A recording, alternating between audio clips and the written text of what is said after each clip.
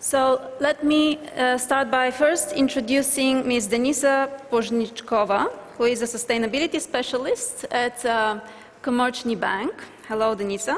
So Denisa is a sustainability specialist. She has studied a master's program in environmental economics and management in Sweden, and is in charge of non-financial reporting at her organizations. She is focusing on projects on sustainability and their impact, so what Philip mentioned about the broader impact or double materiality.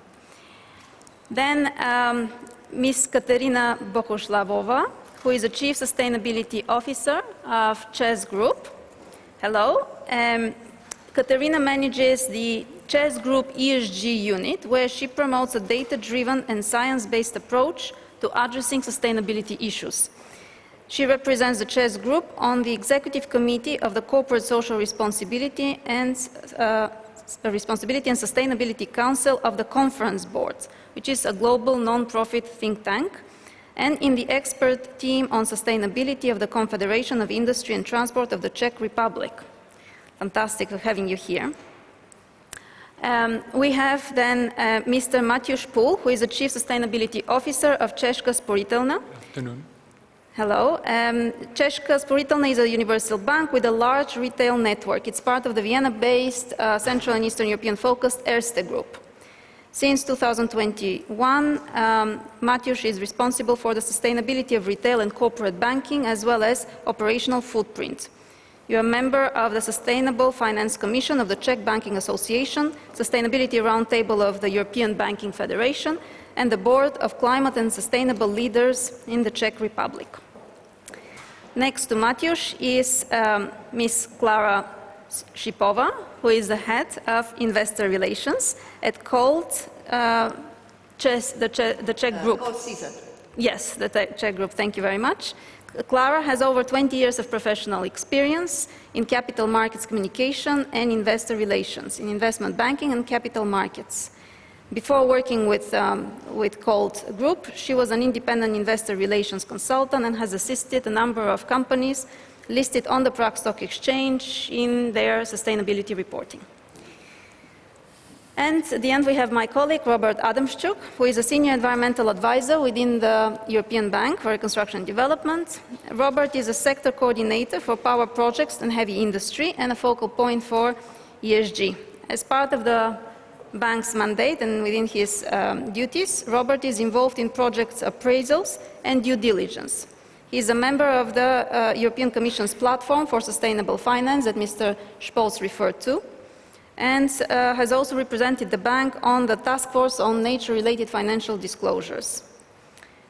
Robert and I have been working on I think 3 already guides for stock exchanges, or ESG, of course, very much reflective of the national context and of the time when they were developed and published, starting with the Warsaw Stock Exchange, which is now to be updated, and also North Macedonia and the Romanian Stock Exchange.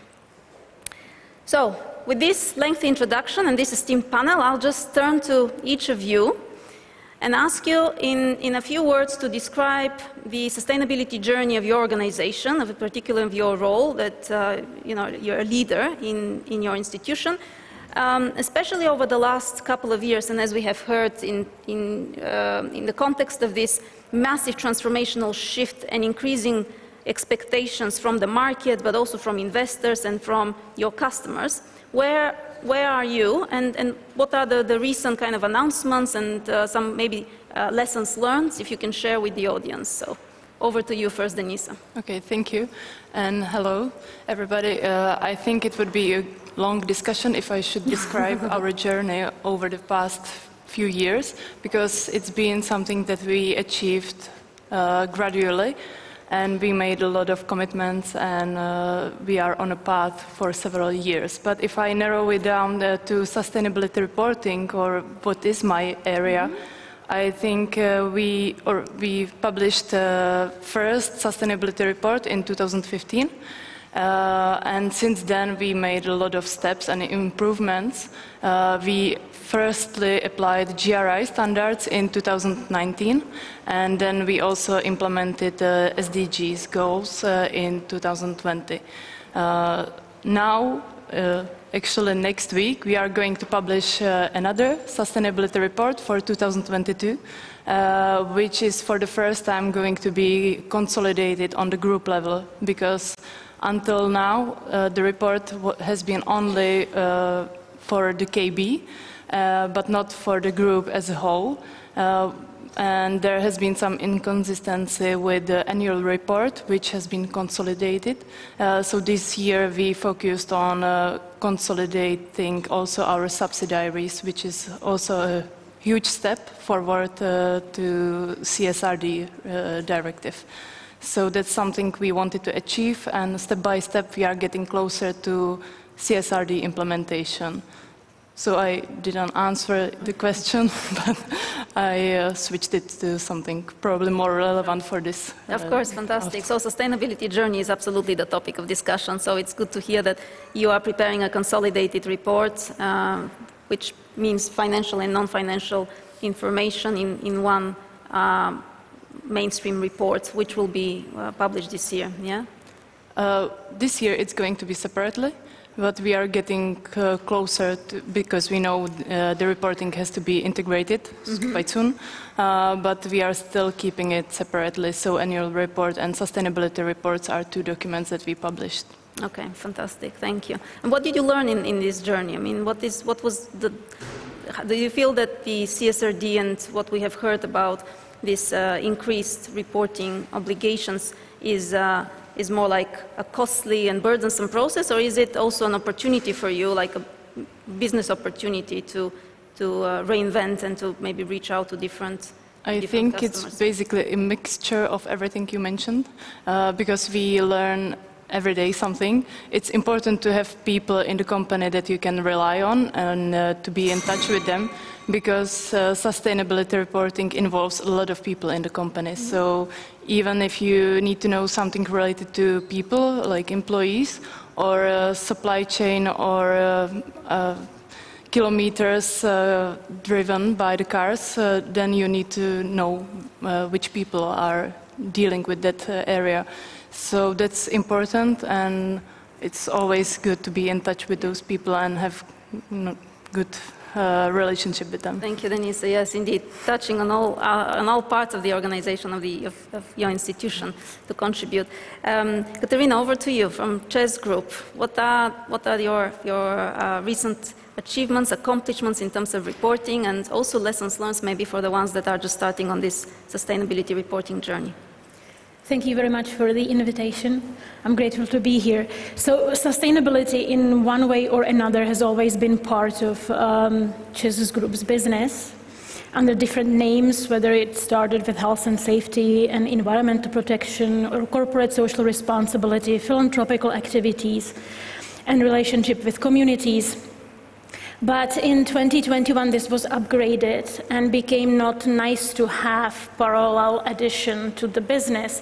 It became the integral part of the business. And our business corporate strategy is a sustainability strategy, and it is based on E, S, and G pillars. And we have, the strategy's name is Vision 2030, Clean Energy of Tomorrow, and the biggest task of probably everybody in this room, our generation, is to transition to net zero, low carbon energy production, because that's what is really critical. Mm-hmm. So that's our E-pillar, that transition to low emission energy production. In S, it's basically focusing on our stakeholders and communities.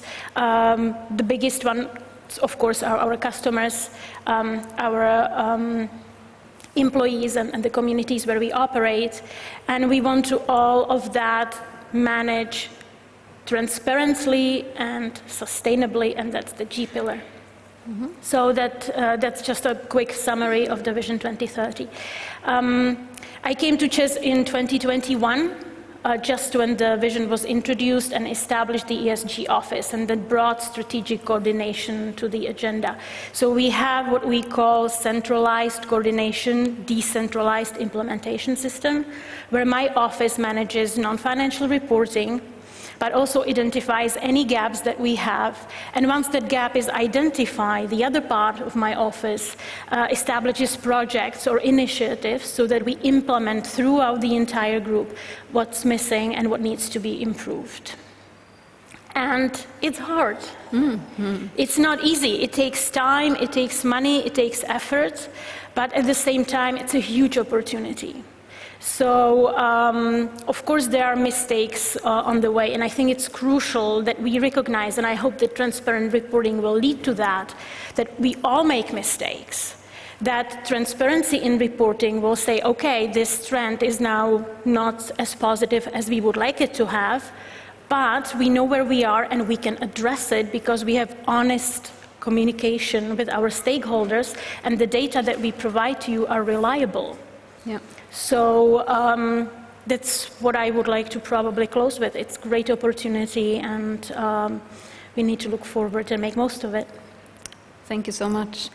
Matyusz, over to you. If you can tell us about the Czech Spořitelna's sustainability journey, and maybe from your perspective also as a bank, what would you expect from your clients, as you will be also asked to report on their ESG, on your ESG investments. So what are your expectations? How do you engage also with your clients, with your borrowers on ESG transparency?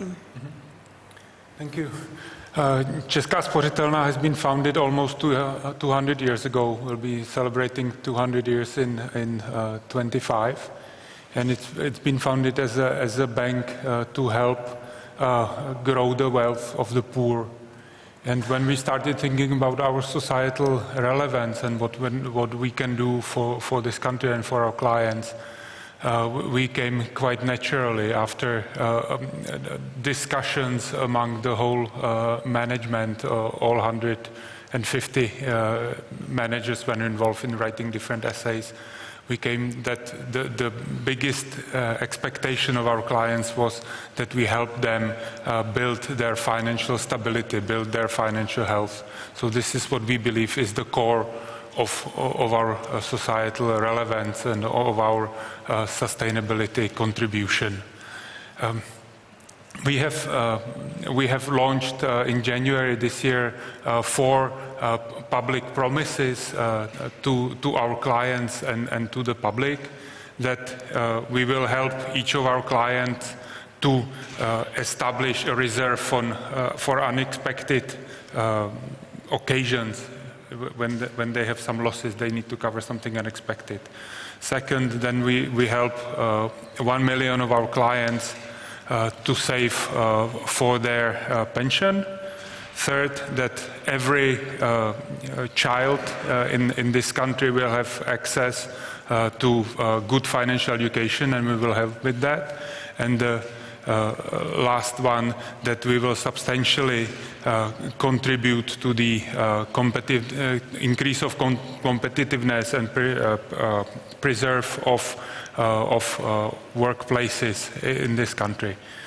So this is our societal role that we believe is in the heart of our sustainability strategy.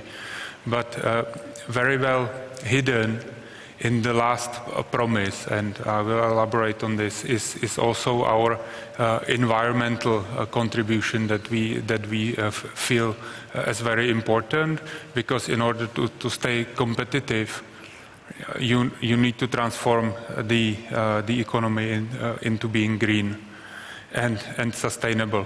And also, it would be very difficult to be financially healthy and probably not so satisfied in a scorched earth and non-functioning society.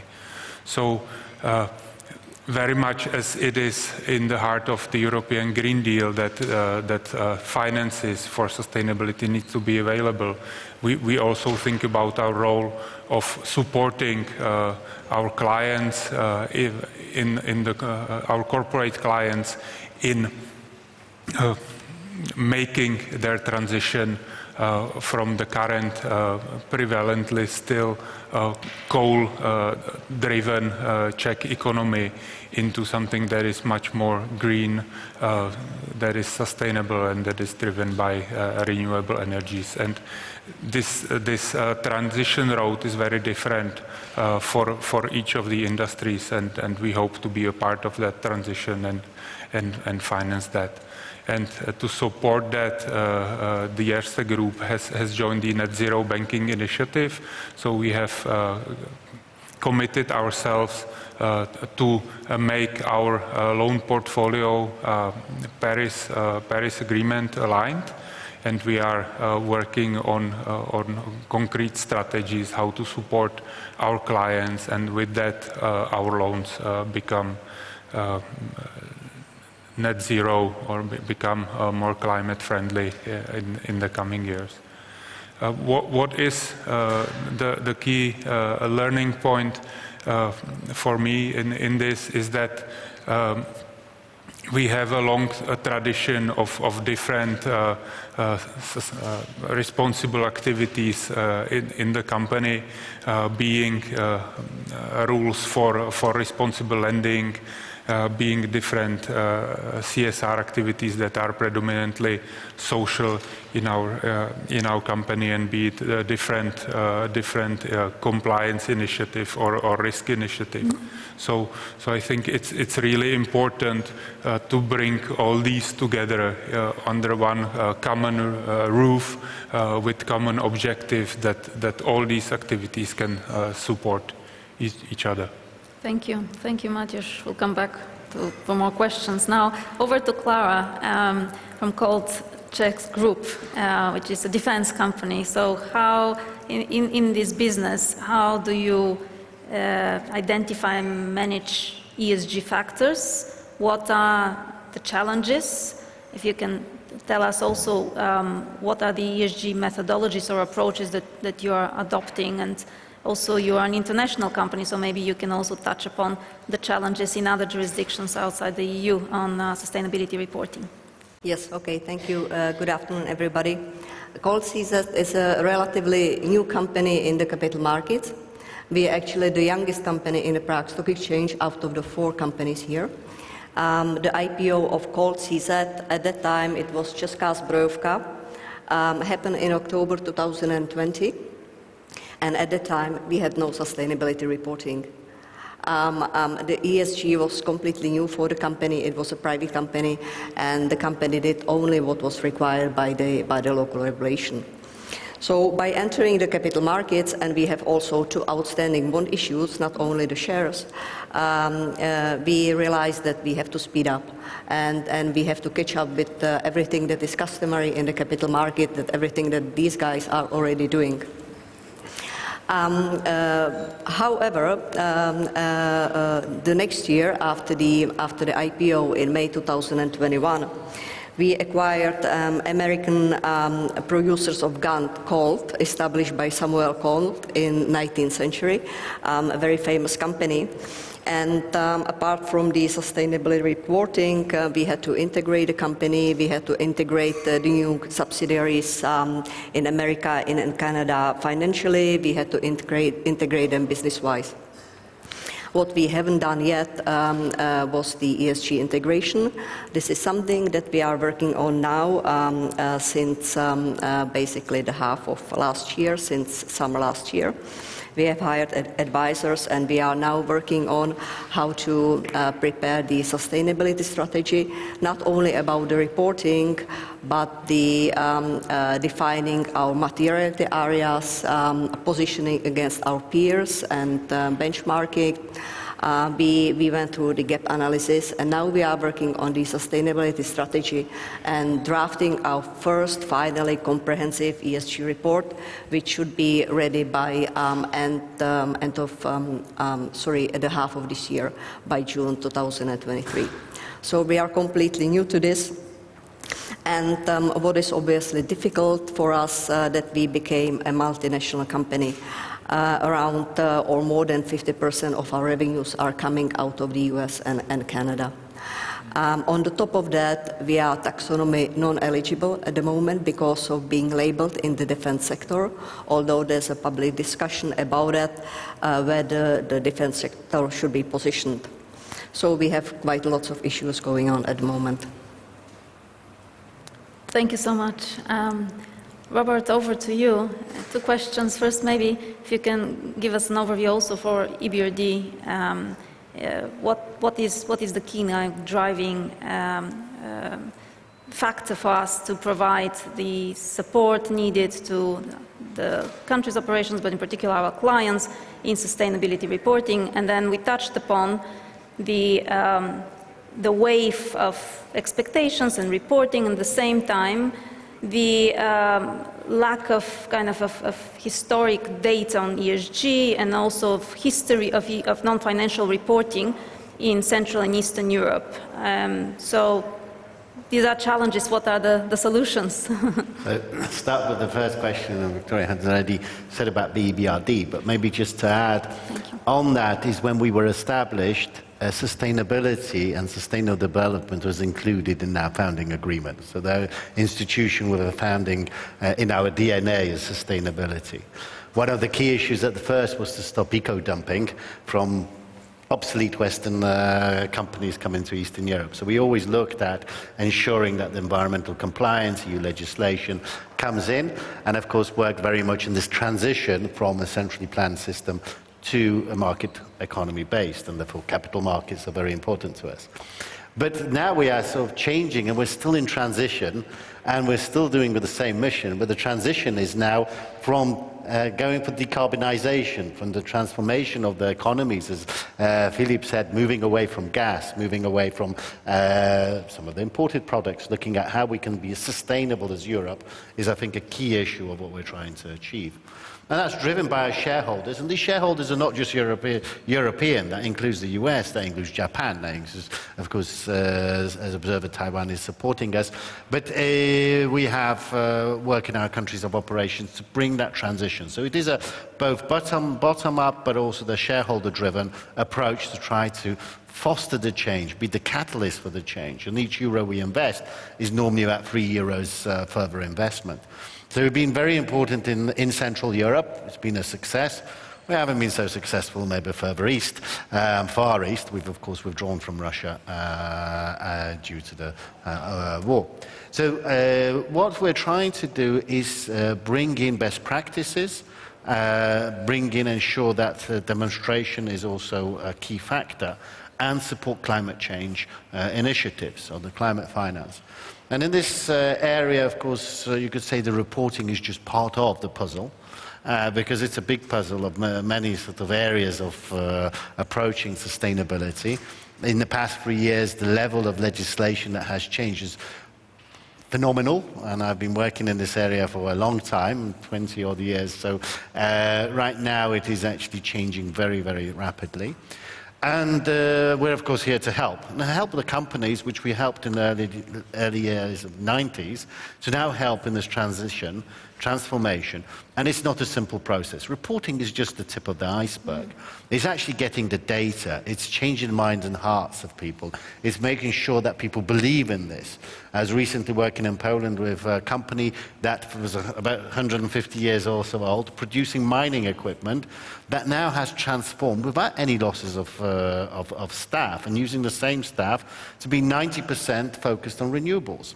And that's a real transition. They still do some mining equipment, but they still have existing clients. So this transformation is key, but to do that, you need the data. You need to actually get the mind and the support. And the data is the biggest problem that we face. It's not only for companies, but also how to package that data, how to present it to the financial markets so that the decisions can be made. And I think we all believe very much in transparency.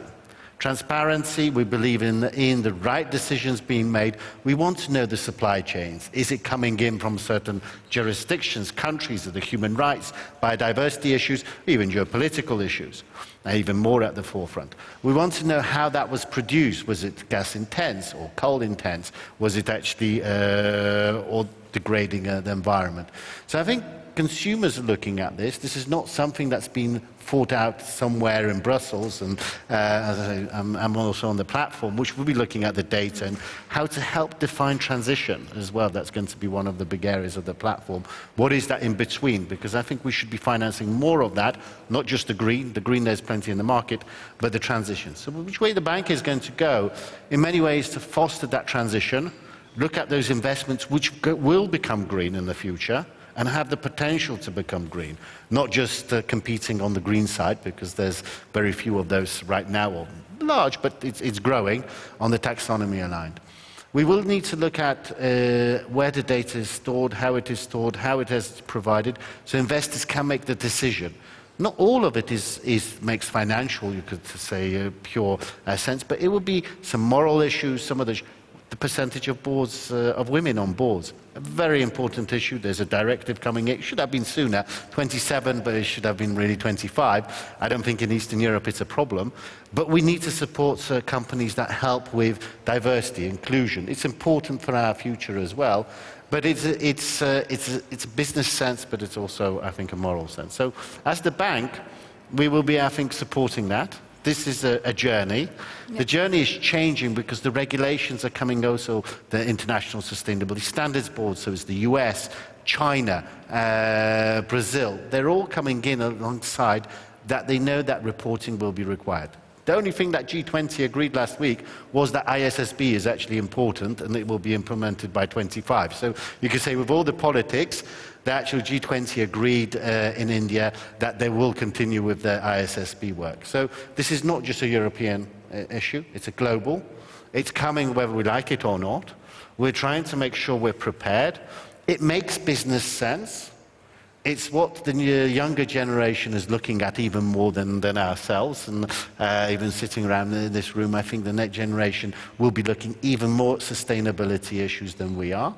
In a time of digitalization and information, everybody will be looking at information. You'll be checking a product to look at its carbon footprint, looking at where it is produced, how it is produced, before you make the decision. That is the way it's going, and I see, even from my daughter, what she does. She looks at this before buys and looks at the calories, looks at the certain where it's produced, is it sustainable or not? Mm-hmm. And that is, I think, what's coming and will be coming in that way. So we're here to support, and that's what we're trying to do. Absolutely. There is absolutely more demand for information, more transparency around ESG and sustainability of products. Denise, I wanted to ask you from your perspective from financial institution, how do you engage with your clients? In particular, if you can focus on maybe provide some examples of products or initiatives to help them start, sustainability reporting or switch to more sustainable business models. How do you approach that? We actually have a KB advisory, which is a small organization within KB that provides everyone or companies with consultancy about ESG and energy transformation, even reporting. So we actually have this division, small team that is devoted for this consultancy. So that's probably the best to answer your question. Yes. That's really great to hear that you have it in place, actually in-house, to provide this type of technical support to your borrowers. Now, turning again to the Czech group as a big player, not only in the Czech Republic but also in the region, how do you also see your role as a leader in helping smaller players kind of to take this journey? So in a way, do you see yourself as a leader in sustainability reporting, and how does this, as you mentioned, this ESG integration into your company, into the corporation, how does it also lead to switching maybe from your more traditional business to more renewables or sustainable businesses? Is this something that, it's in process? If you can comment on that, because this is also one of the questions. Thank you to the audience. Please don't be shy. To Czech as a market leader, are you leading the way? Right, I hope so. I truly believe we do, and in reporting that, I think that we are very transparent. This is partially given by our role because legislation and regulations, they actually come a bit later for us than market pressures. There is a lot more pressure from banks and investors to disclose something above and beyond the law. So when you look at reporting at CEZ, it actually stands on 4 legs. You can imagine it as a desk with 4 legs. It's the legislation and regulation, clearly, that we have to do that. But it's also standards. GRI is the most common one. Audits are based on that, but new standards are coming, and we report based on 4 different standards at the moment, and we're getting ready for the European ones. We also work closely with ESG rating companies because their demands sometimes they're not local, they're global, they compare us with the entire world. So that's an important input. And we of course have to monitor our competition, because some of the ratings are relative and they look at your position in comparison with your peers. So that's why our reporting was strong. We're also a Czech company with a mother company being here in the Czech Republic, and that's why a lot of regulation falls on us first. And I would like to invite the audience to not just believe my words, but look at our sustainability website. We have a dedicated website, Sustainability at CEZ. And if you look at the top right-hand corner, you'll see our data.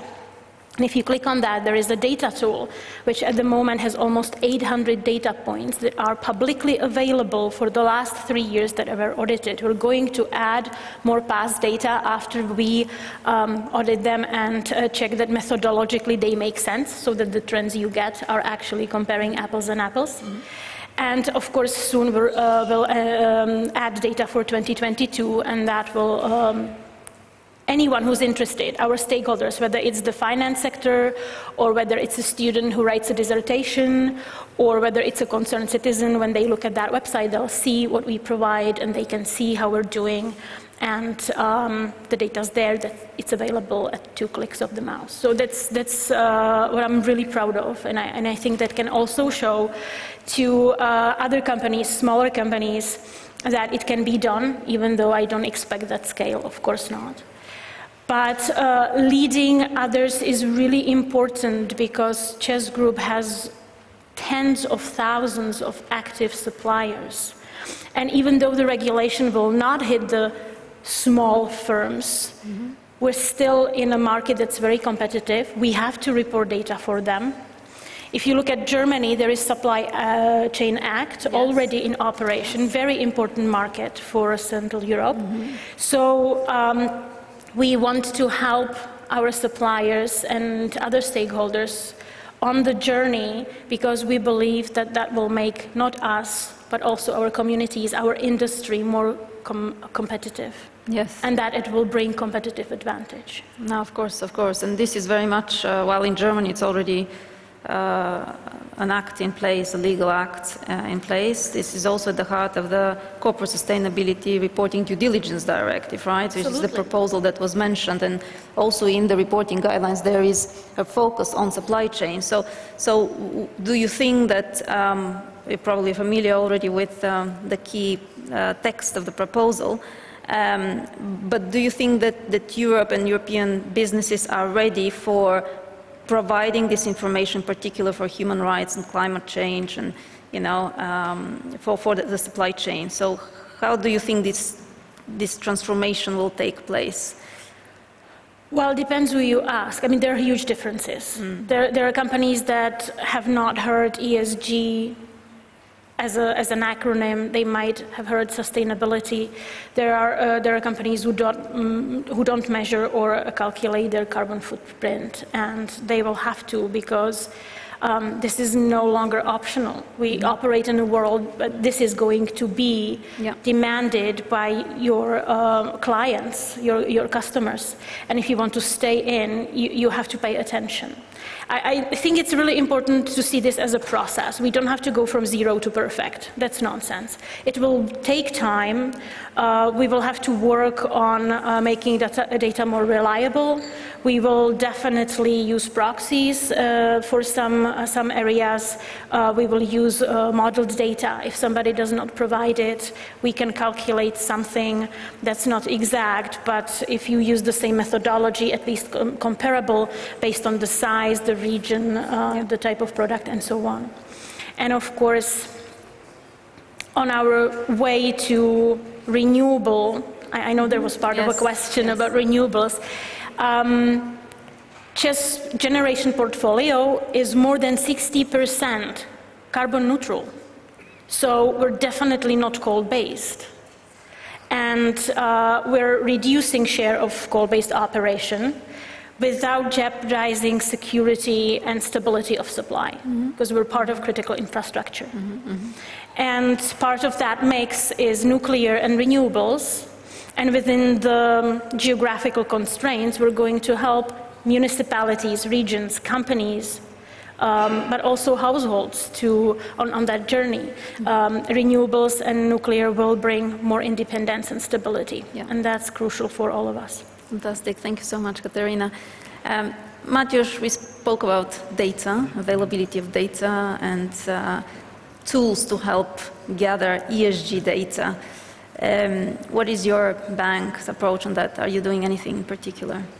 Yeah, well, when we first started collecting sustainability data in 2021, and we started only with large corporates, hardly anybody knew what we were asking about. So if we asked about carbon footprint, hardly anybody had that. It was less than 10%. Then last year, you mentioned we are part of the Climate and Sustainability Leaders. We did a survey of 100 largest companies in the Czech Republic and asked them to send us their carbon footprint so we could publish a report. At the end, we found out that it's impossible to publish the report yet, as roughly only 25% of the companies had carbon footprint data for the year 2021. So we are but another 40% said they are working on it. So we are hoping that when we start to collect the data for the year 2022, that we will get over 2/3 replies, and we will be able to publish the report, as we think it is important to show that also in the Czech Republic, climate is a topic for the companies. And we also see this among our small and medium enterprises. We see that the sustainability is beginning to be an important topic, and they are starting to working on this based on incentives from the banks, but also from their large corporate buyers and customers. So. Yeah. What we are trying to do as banks that are primary users of these data, and we will definitely need these data as part of our regulatory reporting, is that we have published last year some unified questionnaires, unified ESG questionnaires to help the SMEs to get a grasp of what the banks will be asking from them, and we are working further within the Sustainable Finance Commission of the Czech Banking Association to create a unified point where the companies could send their ESG data, so that not every bank needs to ask the company for different data, but there is one single point where they can submit their data and the banks can download that. So I hope we will be able to say more in the few months. Of course, this will be at the end solved by the European single access point that was mentioned by Martin, but I understand still that the date of launch for this is still unknown, so we have to start something here to make it faster and more accessible. Yeah, that's an impressive effort, and of course, it also shows that there is so much potential, and also that in the regions, and the drive should come from the local level, really. So to some extent, I'm a bit relieved that the ESAB, the deadlines for kind of implementation is pushed a bit. It was pushed twice, I think, so that it allows time for the market really to generate this data, to be comfortable using it, and really to kind of stream up rather than to be pushed down. So Clara, I wanted you to elaborate a bit more on the ESG accuracy and kind of validation, especially as we have heard so much about Europe and what's coming up. How do you see this trend, for example, in how it is relevant in the US and Canada?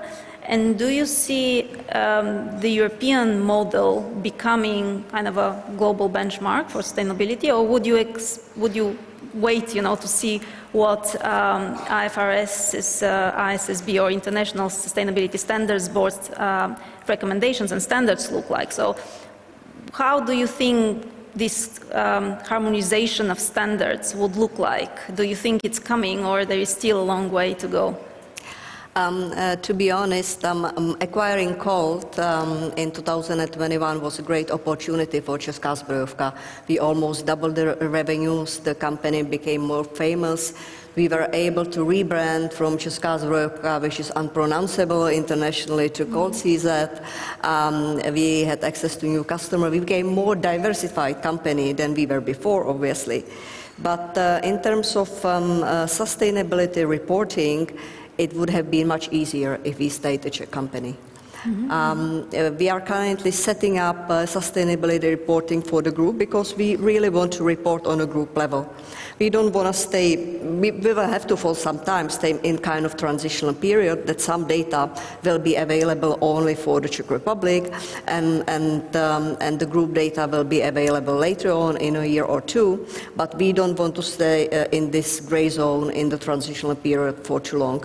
We really would like to, and I'm not saying we become perfect. As Katerina said, it's not possible to go from zero to perfect very quickly, but this is really our goal to report for the group.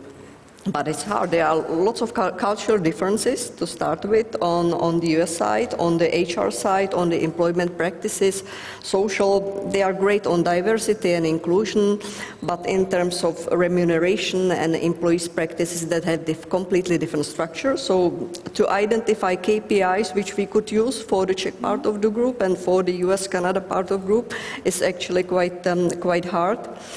On the environmental side, that's a story on its own. We didn't know before we started integrating that to report Scope 2 in the US is not really customary for most of the companies, that they measure Scope 1, but verification of Scope 1 or audit, verification by third parties also not customary. So there will be also substantial investment associated with that we want to, because we really want to implement that in our companies and in Canada and in the US. And we will have to do it pretty quickly. So these are the main challenges. And of course, some of the KPIs that we would like to report would be easily reported in the Czech Republic, such as the recycled waste, energy from renewable sources, is simply not available in the US.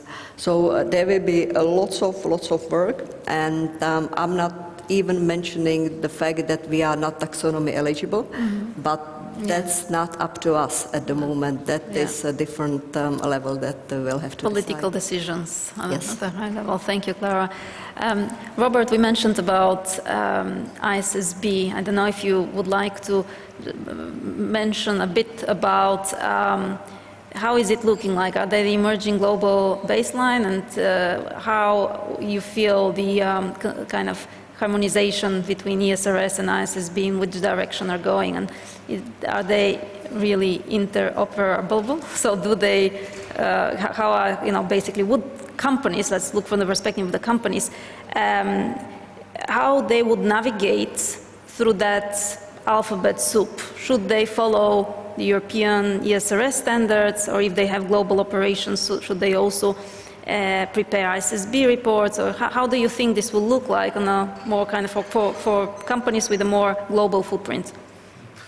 Before that, and I think Clara sort of touched the real interesting area, but with Mateus, I think the data issue and setting up regional hubs for data is going to be critical, because I don't think, maybe even setting up a regional one, because I don't think the ESAP will be in place in time. So there is a need for cross-border even cooperation on that side. But Clara mentioned exactly what is happening. The US is so way behind Europe. It's politically incorrect, but they're miles away. The social care doesn't exist. The environmental issues are terrible, and yet they sort of try to persuade themselves as being gold-plated. But reality is that we need to address everything together. The past, 5 years ago, there was a US went backwards rather than forwards. I think no one denies that, particularly on the environment sustainability side. Now it's trying to catch up, but I don't think it's, but still, there are even Republicans moving in to try to ban ESG, never mind sort of support it. So, but there are progressive people, and very progressive out there, and the US, of course, has always led in some areas, like the GRI, and California has, of course, of these areas where it is actually a leader in some way. So there is this paradox how we look at the global area. And the decision was made in, about 5 years ago, G7, that everybody should start reporting on climate issues with the TCFD. And therefore the TCFD, is actually longer, is approved after the Paris Agreement. The companies should report systematically in terms of the risks, the governance, the strategy, and scope 1, 2, and 3. Now that is percolating down. And the EU has taken a holistic view. The UK, after Brexit, has gone off in a sort of a bit of a, well, there is no vegetables in the UK. That's the result of Brexit. But it is going into sort of a territory which is voluntary, but definitely climate reporting. So there in Glasgow in 27, we had the ISSB formed, which merged a number of institutions to have a global standard and IFRS of reporting. And the latest approach has been that ISSB has focused on climate, but it will include all the other parameters. They haven't developed all the requirements, but by 25 they will have the standards in place, in fact by 24. So by 25 the first reporting, particularly on climate and key environmental and social risks. That will be audited. And one of the compromises, and this is good that it's international because it's located in the US, in China, or Far East, and in Amsterdam, is that they will actually use EFRAG requirements when theirs do not exist. So there is this compatibility starting to happen. The ISSB will be minimum standards, you could say in many ways, with single materiality, not double. But the EU will be on top. So the aim is, and I think what the work is going on, to try to ensure that even if you have the ISSB, you have to do a bit more to sort of, but not start everything from scratch. But the Europeans are definitely, we are in Europe, we'll have to imply the European requirements. Corporates will have to report on a corporate basis on everywhere where they are. But we are actually, and this is something, will force American companies or international Chinese to report, but it's still a few years down the road, 27, to report on their activities in Europe as well, which is going to be a first. And I think some of our international don't like it because they'll have to report. but that should be the norm, and that hopefully will increase the standards and approach. So it's moving in the right direction. There's talk even of ISB and GRI merging in some ways, and GRI was American-based originally, and it is actually uptake is more international than in the US sometimes, so it's interesting to note. But we are narrowing down the number of standards. TCFD is, you could say, not dead, but it's incorporated into the ESRSs. ISSB is also incorporating it in. You've got the nature side will also come and go in ESRS E4, include some of the requirements on nature. So we are starting to come with about 2 standards at the end of the day, I think, will be the European and the IFRS, ISSB standard on a global, and there will be compatibility. The same is happening on the taxonomy. We are looking at a taxonomy which will be equivalent.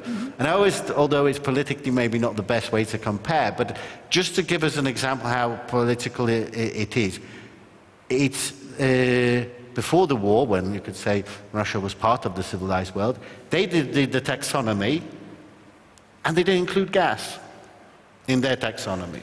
We've included the gas. So it's a very sort of, Philip here with sort of, is over there. It is interesting how the politics play, but we are moving away from gas, and the taxonomy will help us to do that. China's developing one, Brazil is, India, UK, and hopefully eventually US. So there will be, because the taxonomy is to define what is green. And that's a common yardstick to define in terms of what is green and what is not. And I think at the end of the day, pollution does not know boundaries. We're all the same. And therefore, we will be able to define what's green. We might argue a bit about nuclear, might go a bit about the level of gas, but overall, I think there is a tradiction. So there will be a standard, and I think in the next few years, by 2030, there will be one. 25, there will be sort of a big push to merge, and I think business will require it. Business will require for us to go into 1 or 2, because we need the data. Business will want to use the data, consumers will want to use the same data, and we want to compare apples with apples wherever we are. So this will force, and I think the regulation is needed, but one thing that always happens, you need sometimes regulation to start the process off. And the one I always compare with is smoking. And when the smoking ban in smoking was introduced, everybody said, no one will go to a pub, every restaurant will close, they will not go in. Reality is that we put regulation, and actually it's better, and people respect it and go through. So regulation is necessary, but then it's the hearts and minds of the business. Thank you, Robert. Yes, minimum requirements for transparency and consistent ESG indicators. I will switch softly now towards the room for any questions that you would like to ask of our panelists. And there is one question, I think you mentioned regulation, so it's kind of a natural continuation of this discussion, maybe to our panelists, is what is the role that you see for the public institutions, for national authorities? How do you think they should support the private sector? Is there any particular kind of gap that you feel now on this journey that they could play? If someone wants to come in.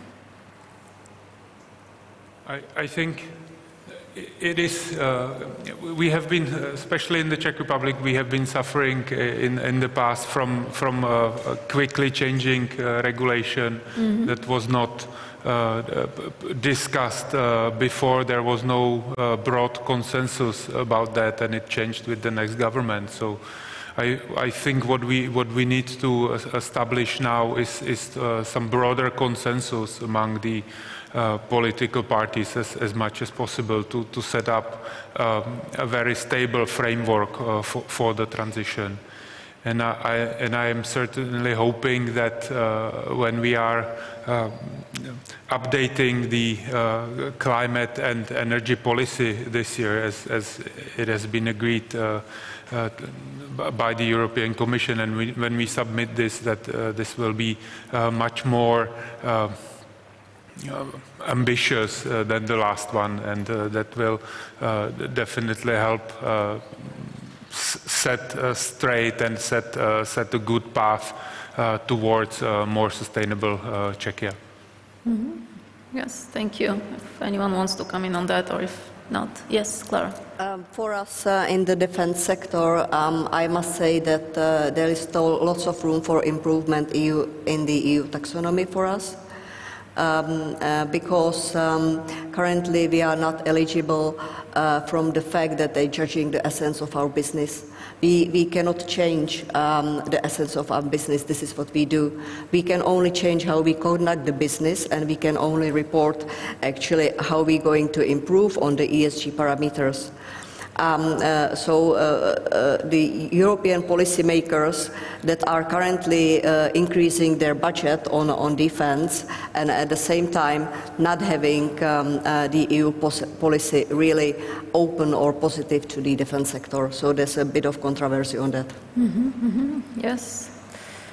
Okay, yes. I think that the one we said is data, Yeah. how to manage the data, how to ensure that there is credible and accurate but trustworthy data, and this will probably have to be a public-private partnership type approach in many ways. But without some regulation, without requirements for data, you need to make sure that it will be a market failure. So you need to ensure that we get people to report. It is necessary, but there's also, you could say, the consequences of not reporting properly what they are. So the liability side to come in, and that needs to be clarified, and that it is across Europe the same is going to be very important, because otherwise you will have jurisdiction views and people will move and set up companies because of the reporting or liability is less. And I think that's going to come as well, that there will be a common approach if we have a common market. Absolutely. Thank you, Robert. Any other any other questions in the room? Anyone who wants to come in? And if not, then I will just invite our panelists to come with a concluding remarks of maybe a minute, if you can take a minute to conclude. And I would suggest that we also touch upon the opportunity sides. Yes, as we're talking about reporting, you know, all the challenges, the process that has been made, but what are also the opportunities that you see on this pathway? I think if the representatives who are for the companies that are going to report based on CSRD, it's good to start in time, because there is a lot of information that you are going to need to report. For example, as I mentioned, when we firstly are going to publish the sustainability report on consolidated level, we already started in summer last year.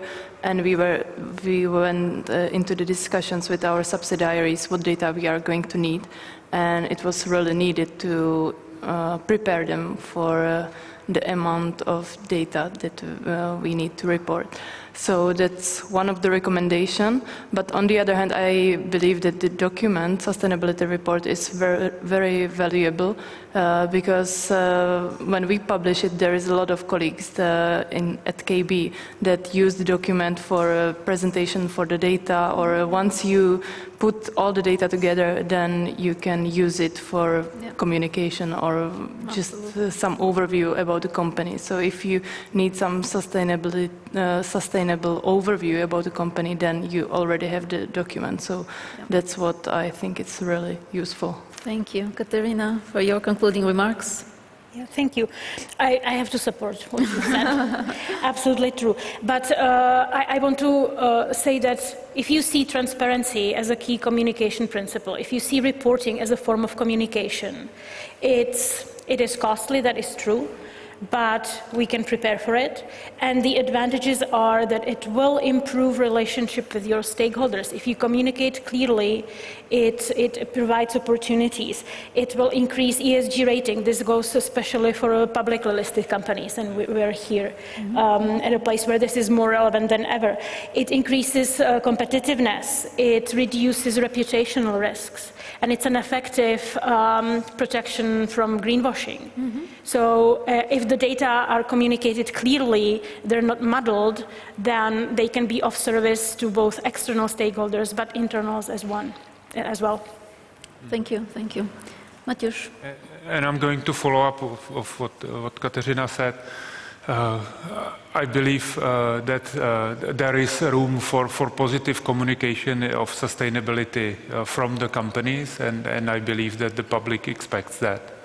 When we look at different surveys, there is over 80% support among the public for different environmental issues, including climate. So the companies are no longer need to be afraid to speak about their environmental contribution and targets. So we should do that more. Thank you, Clara. I would like to say maybe for the new issuers in the market that are perhaps considering IPO, that sustainability reporting is not something you should be worried of. It's just a different way how to look at the business. Capital markets always look at businesses in terms of financial performance, in terms of revenues, in terms of return to shareholders. Sustainability is a different way how to look at business. It's a different way. It's something that you do every day. It's how you treat your employees. It's how you deal with your partners, how you choose your partners, whether you choose your business partners, both suppliers and your customers, people that are fair, that do not have environment, that treat their employees better. And the sustainability is already there. It's in the companies. It's the DNA of the companies, how to do business, how to live. So the only thing that you have to do is actually look at it in a different way and collect the data and report it. Yeah. I think it's relatively simple. Thank you, Clara. Robert? I think so. From my perspective, first of all, it is a glass half full, half empty. It is a business opportunity. It is a business opportunity for many. So therefore we shouldn't be afraid of it. There will be, as Martin in his notes said, the aim is to push and transfer money into this direction from a political point of view, so there will be financing available. International investors or local investors will want to have in their portfolio green, and therefore the green side is going to be more attractive, will give better returns, because actually there will be more demand for it in many ways, until it sort of fills up and saturates. But that means that there will be money to be made, and those that can lead in that way is important. And as I think and Clara said is very important here is people will judge you on the basis of how you present yourself. This is part of, it's no longer PR, it's going to be the data. We say in Polish, jak cię widzą, tak cię piszą. So you will be how you're seen or perceived, and how you actually demonstrate the data and how much data. That's how you'll be perceived in the market and among your customers. And in a competitive world, in a world where we will be still going through a period of, let's say, difficult times, and it always goes up and down, is that if you are actually better, if you're top of the game, you will be in a better position to both attract talent, attract financing, and attract customers, if you're not presentable in a way. So I look at it as a business opportunity. Of course, the EBRD is here to help, but we're all, I think, along the same track, and it's an important area to do in every way that we can solve tonight. Thank you, Robert. So just in conclusion, I could just highlight the key messages, which I think are very powerful takeaways for the audience.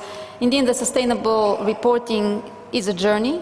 We need to start on this. It's a process, and it's good to engage with all your stakeholders, of course, investors, but also other companies and players on the market that are willing to share experience, willing to work with you.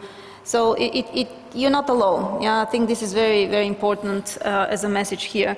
And it's important to start this process. It's a way to have this positive engagement with your clients and with your investors, to have this positive communication. It's a different way to look at the business, so it's really a trigger for transforming the business and for identifying new opportunities, for being a leader. And I think a very strong position here of some of the largest companies is really being a leader in the market and working with your suppliers and smaller companies to help them in this journey, the same as EBRD is doing with our clients and also with SMEs. There was a particular question. We were running out of time, but just to answer on this one, EBRD has a dedicated approach to work with our small and medium enterprises in the region. It's a mixture of investments such as credit lines, but also technical advisory support, guidelines, and some other additional support. So with that, I think that we can conclude. I don't want to be holding you. There is a cocktail reception, so thank you so much. Thank you to the panelists for their very insightful interventions today, and let me give them a round of applause.